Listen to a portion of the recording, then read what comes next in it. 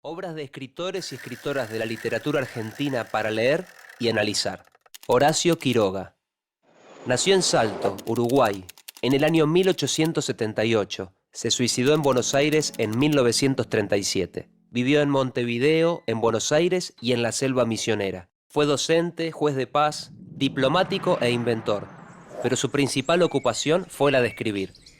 Publicó en las revistas Caras y Caretas, Mundo Argentino, Fray Mocho, El Hogar, y en los diarios La Nación y La Prensa.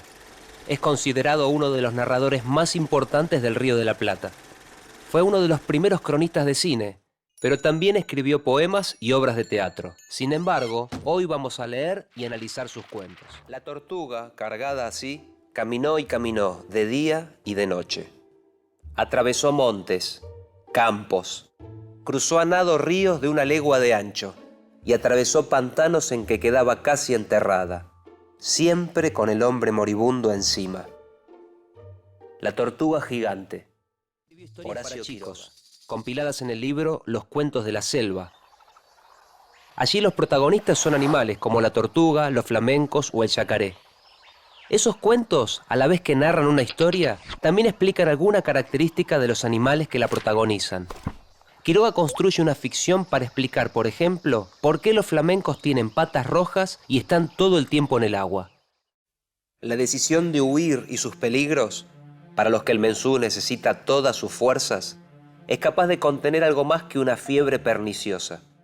El domingo, por lo demás, había llegado, y con falsas maniobras de lavaje de ropa, simulados guitarreos en el rancho de tal o cual, la vigilancia pudo ser burlada.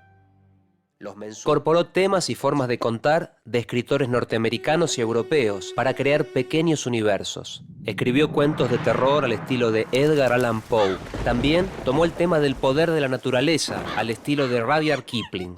Algunos de sus cuentos se inscriben dentro del realismo, como Una estación de amor o Los mensú, donde denuncia la explotación de los trabajadores yerbateros. Y otros pertenecen al género fantástico, donde algo extraño irrumpe en esa realidad y la deforma, como La insolación o El almohadón de plumas. Mas al bajar el alambre de púa y pasar el cuerpo, su pie izquierdo resbaló sobre un trozo de corteza desprendida del poste, a tiempo que el machete se le escapaba de la mano. Mientras caía, el hombre tuvo la impresión, sumamente lejana, de no ver el machete de plano en el suelo. El hombre muerto. Horacio Quiroga. Para vivir de su trabajo como escritor, tuvo que aprender el oficio de escribir. Por ejemplo, cumplir con las entregas de sus cuentos en fecha y que tuvieran determinada cantidad de líneas. Entre 1925 y 1928, compiló en 3 libros algunas reglas, trucos y herramientas para hacer un buen cuento. En Trucos del perfecto cuentista, Decálogo cuentista y La retórica del cuento, insistió en que los escritos deben mantener la atención del lector hasta el final. Podemos pensar que sus cuentos son como pequeñas máquinas de contar. Los superiores volaron, y la sirvienta dio un grito de horror, con toda la boca abierta, llevándose las manos crispadas a los bandos.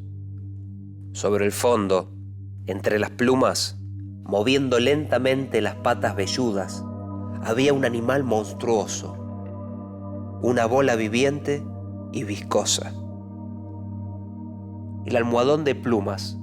Horacio Quiroga. Uno de sus libros más famosos es Historias de amor, de locura y de muerte. Allí encierra varios de sus cuentos más conocidos, en donde se manifiestan los vínculos entre estos 3 temas. Cómo el amor puede llevar a la locura o a la muerte. Cómo la cordura y la locura a veces pueden ser muy parecidas. Quiroga postula que muchas veces la locura y el amor son formas posibles de vampirismo o de parasitismo. Algo se aloja en otro ser viviente y le va succionando la razón, el deseo y la vida.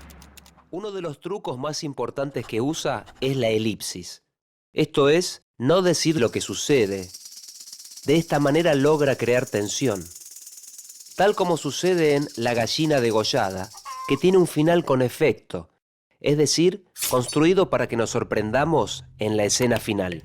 Un hombre no quiere dejar entrar a su mujer a la cocina para que no vea lo que ha ocurrido. Nosotros, Los lectores podemos imaginar lo que sucedió en la cocina porque leímos el cuento, porque nos quedaron ciertas imágenes y palabras rebotando en la cabeza. Pero el cuento no lo informa directamente. Esto es una elipsis.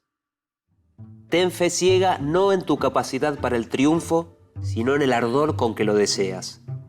Ama a tu arte como a tu novia, dándole todo tu corazón.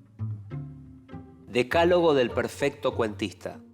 Horacio Quiroga. Podemos pensar que con trucos, reglas y diabluras compuso sus máquinas preferidas, los cuentos.